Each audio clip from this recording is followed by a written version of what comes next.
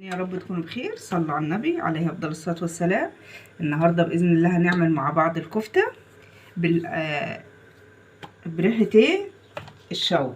ازاي يعني؟ هنولع فحمه ان شاء الله باذن الله مع بعض. معانا هنا كيلو لحمه، انا حطيت عليه معلقه سكر ماشي، وهنا يا حبايبي حوالي نص كيلو بصل ماشي، وهو فرمته في الكبه. وهعمل ايه دلوقتي؟ هنزل بالتوابل بتاعتي الاول، كزبره وصلوا على النبي عليه افضل الصلاه والسلام، كمون،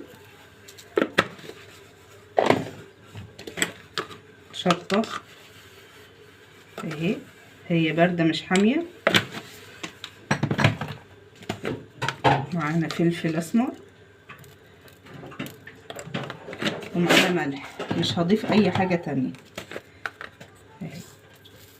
الكيلو هياخد معانا معلقتين ملح صغيره مش هيبقى مظبوط بمعلقتين الملح. وهجيب هنا البصل بتاعي انا فرماه طبعا ناعم، وهعمل ايه عشان الكفته بتاعتي ما تفكش مني؟ هعصر البصل من الميه ماشي، ومش هرمي الميه بتاعته، هستخدمها وهنستخدمها مع بعض وخطوه خطوه يا حبايبي. اهو بصوا، مش هاخد غير التفل اهو. هعصر الكميه دي كلها وارجع لكم اهو. صفيت البصل كله اهو، بصوا التفل بس، عشان الميه بتاعت البصل هي اللي بتخلي الكفته بتاعتنا تفك، ودي مش هتفك منك ابدا. ومعايا هنا بصوا عودين شبت وحبه كزبره، انا بحب احط شبت وكزبره على الكفته بتاعتي، بتديها ريحه حلوه الصراحه اهي. بصوا هنقطعها حتت صغيره، ومش هناخد طبعا العيدان، احنا واخدين الورق اهي.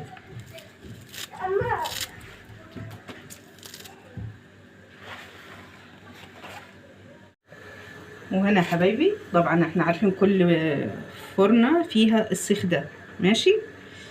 انا طبعا جبت السيخ بتاعي عشان اخلي الكفته بتاعتي من جوه مفرغه، وهمسك بالحته على حسب برضو الحجم اللي انا محتاجاه، وهعمل كده ماشي اهو. ده طريقه حلوه. وممكن لو ما عندكيش يا حبيبه السيخ ده تعمليه بالشيش طاووق، عيدان الشيش طاووق، تمسكي اتنين مع بعض اهو. بصوا اهي، لا هي تخينه ولا هي ايه رفيعه، عشان تبقى ماسكه نفسها لما تستوي. بصوا اهي، ونعملها كده عشان نديها الشكل ايه اللي هو بتاع ايه الكفته الجاهزه. بصوا يا رب تكون واضحه اهي. بصوا بتبقى مفرغه من جوه، بتبقى جميله وبتبقى ايه هشه كده ماشي. هنعمل واحده تانية مع بعض طبعا اهي. بصوا اهي، وبصوا اللحمه بتاعتي ماسكه نفسها ازاي، ولا بتسيح ولا بتقع وقتها. بصوا ولا اي حاجه. ليه؟ عشان انا اول حاجه الميه بتاعت البصل يا حبايبي صفيتها جامد ماشي. وتاني حاجه ان انا عملت ايه فيها، عجنت فيها حبه حلوين. اهم حاجه نعجن الكفته، عجين اللحمه يا حبايبي بيديها نعومه وبيديها ايه. بصوا اهو يا رب يكون واضح ماشي. وبيديها بتاع ده، بيديها عرق ماشي. طبعا حاجتنا في البيت قلنا 100 مرة احلى من بتاعت بره بكتير، وانضف وواثقين منها اهي. بصوا يا رب تكون واضحة معاكم اهو. مش هناخد بصوا في ثانية، بس نعمل كده عشان نديها الشكل ايه الحلو ده اهو. هعمل واحدة تانية وبعد كده اكمل الكمية كلها يا حبايبي. وهنعمل جنبيها مكرونة قلم بصلصة ماشي. انا طبعا حطها على النار عشان احنا سلقينها قبل كده مع بعض كتير، وانتوا طبعا اشطر مني بكتير، مش محتاجين ان انا ايه اقول لكم، انا بتعلم منكم يا حبايبي. بصوا الكفته بتاعتنا الشكل اللي انت عايزاه والحجم اللي حضرتك بتفضليه. احنا طبعا كده الحجم ده وسط، ولسه طبعا هتستوي وهتكش عن كده في ناس بتضيف بقسماط، في ناس بتحط بيض، فول صويا، ولا اي حاجه.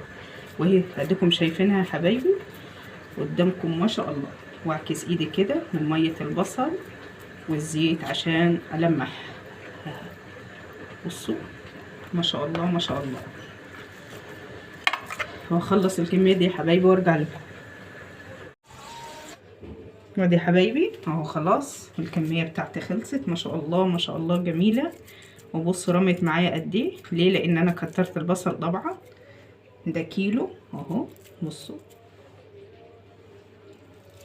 وبصوا برميها فوق بعضيها، لا خايفه تفك ولا خايفه ايه تتكسر مني. ماشي، ليه؟ لان انا واثقه منها مش هتفك مني ان شاء الله. وبتاعت الكفته بتاعت السيخ يا حبايبي بتبقى جميله الصراحه. تشكيلتها حلوه وسريعه، والصراحه ايه بتظبطي ايدك في الحجم وفي الكميه. بصوا ادينا خلصنا ما شاء الله ما شاء الله. بصوا الكيلو يا حبايبي قطع معايا قد ايه دول اهو، يا رب يكونوا واضحين اهو. ودول ماشي، ده كيلو. وهنسمي بسم الله، نوزع الكفته بتاعتنا كده اهي ماشي. هحطهم كلهم في صينيه، ليه؟ لان هي بتستوي قلت لكم طبعا وهتكش عادي. ممكن نحطها فوق بعضها هتنزل ميتها ونوزعهم. انا هركنها يا حبايبي حبه، ليه؟ لان لسه الوقت بدري معايا، عشان طبعا التتبيله واللحمه وكله يشرب من بعضه والتوابل وكله. ماشي اهو بصوا انا عجباني ما شاء الله ما شاء الله. وهنشوفها باذن الله مع بعض. بصوا اهي، يا رب يكون واضح معاكم. وان شاء الله ندخلها الفرن مع بعض. وادي يا حبايبي نزلت الكفته طبعا، حطها في البوتاجاز من تحت اهي، يا رب تكون واضحه. شربت ميتها طبعا، وما شاء الله ما شاء الله على ريحتها يا حبايبي. هولعها لها، اعمل لها فحمايه عشان احطها فيها ان شاء الله. حبايبي الكفته بتاعتنا ما شاء الله ولعنا فحمه اهو بصوا، ونقفل عليها بسرعه. احلى كفته بيتي ان شاء الله تعجبكم. معانا المكرونه بصوا ما شاء الله حمرا وجميله ازاي.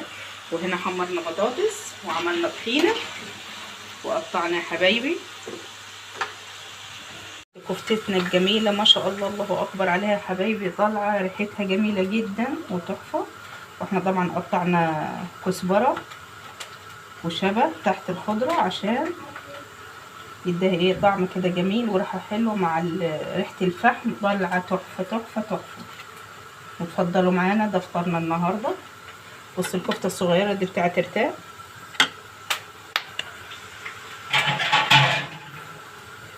معانا سلطه ومعانا طحينه. وادي يا حبايبنا فطارنا. كل سنه وانتم طيبين ورمضان كريم علينا وعليكم. طحينه الكفته بتاعتنا وبطاطس مقليه وسلطه ومكرونه بصلصه اقلام.